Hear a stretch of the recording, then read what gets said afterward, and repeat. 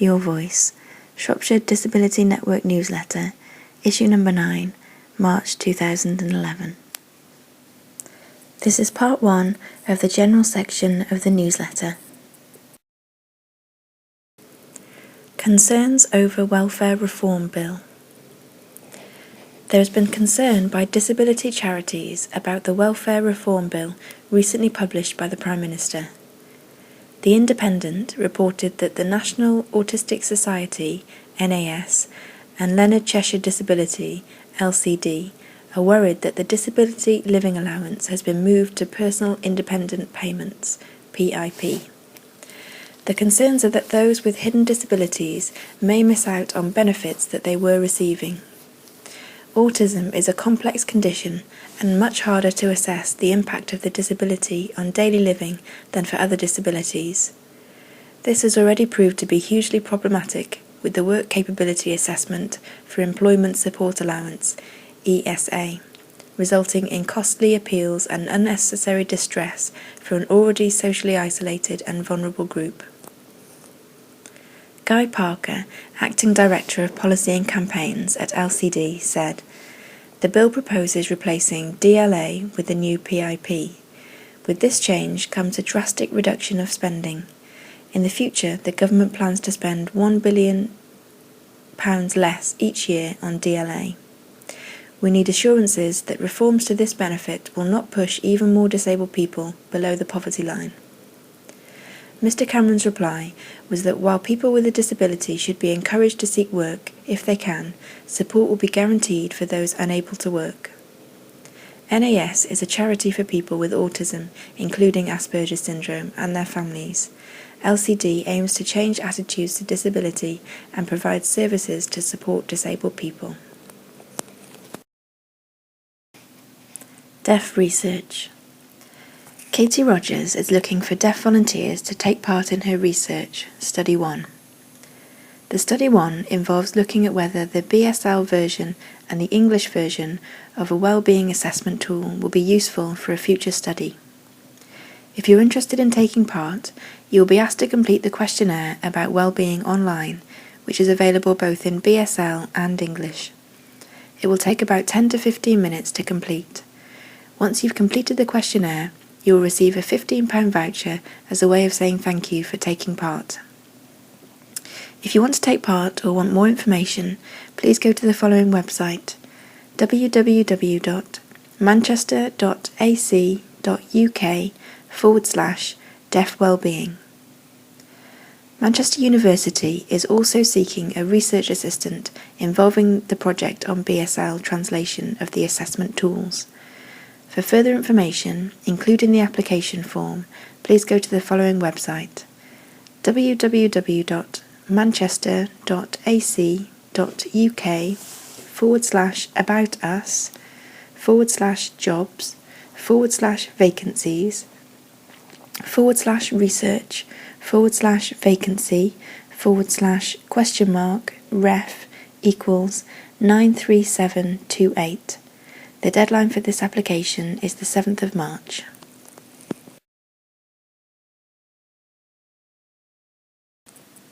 Discrimination in Parliament. It's often been difficult enough for disabled people to get through the stigma and prejudices of others in the world and country at large, without those problems existing in Parliament. However, in recent weeks, there have been concerns that the House of Commons itself may not be completely non-discriminatory. Paul Maynard, Conservative MP for Blackpool and Cleverleys, has cerebral palsy because he was strangled by his umbilical cord at birth. This means that on occasions he slurs his speech. He was also diagnosed with epilepsy when he was 22, which forced him to give up alcohol. During a speech concerning the axing of child trust funds, opposition MPs appeared to make really exaggerated faces to the MP. This was confirmed by an unnamed Labour MP and criticised as utterly unacceptable. She did, however, state that they were unaware of his condition and stopped when they realised. The mocking may therefore have purely been concerning his role as a Conservative MP, rather than because of his disability, which makes such occurrences difficult to prove. The MP stated that only they know for certain whether they were taking the mick out of my disability, but it felt like it. The fact that the camera was focused on the MP and not the MP's opposite means that anything non-verbal couldn't have been picked up, especially as other MPs would have been concentrating on the speech and not anything else going on. Parliament itself can be very rowdy, especially at Prime Minister's question time, but whereas opposition MPs mustn't be afraid to treat disabled MPs any differently than they would any other in the chamber, there shouldn't be any discrimination because of the disability. Besides, if we can't have equality in Parliament, what chance has it in society at large? Chris Moorcroft.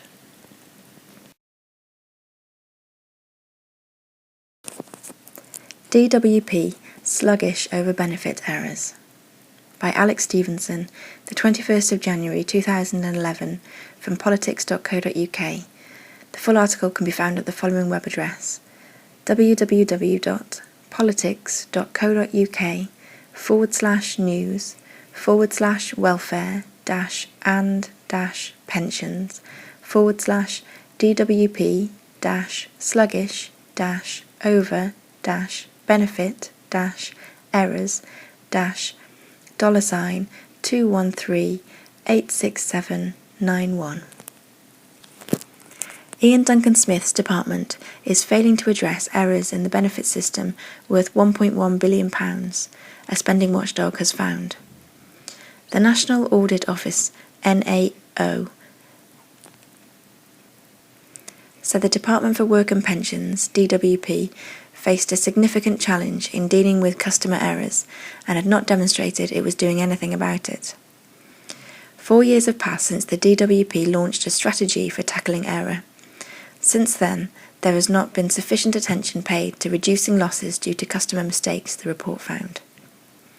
The department has demonstrated a firm commitment to tackling administrative error, while its resolve to tackle customer error has so far been less evident, Mr. Morse said. It now needs to bring its focus on customer error to the same level. The key to success in each area is a coherent strategy supported by good information on what works to deliver the best results. The DWP estimates it lost £1.1 billion in 2009-2010 because of overpayments to benefit claimants caused by customer error, mistakes made by the claimants when filling in benefit forms. It failed to pay out £800 million in underpayments to claimants, causing unnecessary hardship for the families affected. A lack of information on the part of DWP officials appears to be at the heart of the problem, the report states. There is not enough consistently measured data on the costs and benefits of its interventions, the NAO points out. The DWP does not know whether any patterns exist which would help it target its interventions better.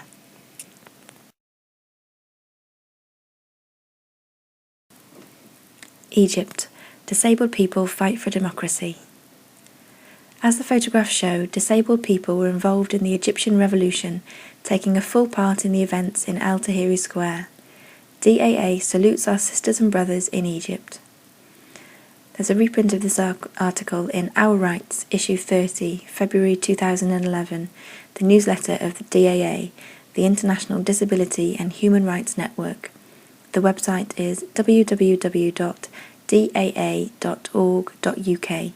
You can also see www.apcdfoundation.org/ecafe/node/599.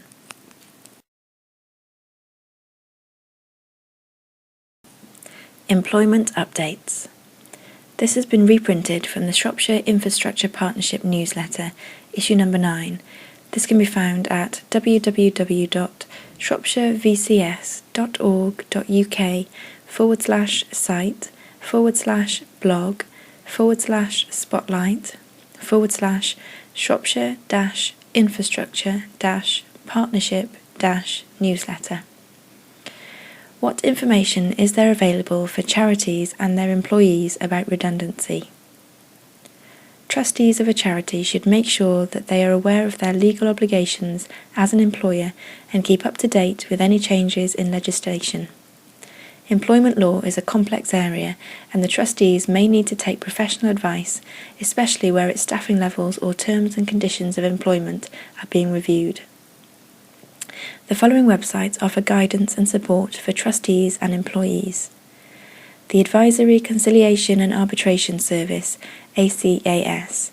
The website is www.acas.org.uk/index.aspx ? Article ID equals 1365. DirectGov. The website is www.direct.gov.uk/en/employment/redundancy and leaving your job. NCVO have a redundancy checklist for employers. BusinessLink have a page on www.businesslink.gov.uk/action/layer?TOPICID equals 107-401-9927. Do you use agency staff in your organisation?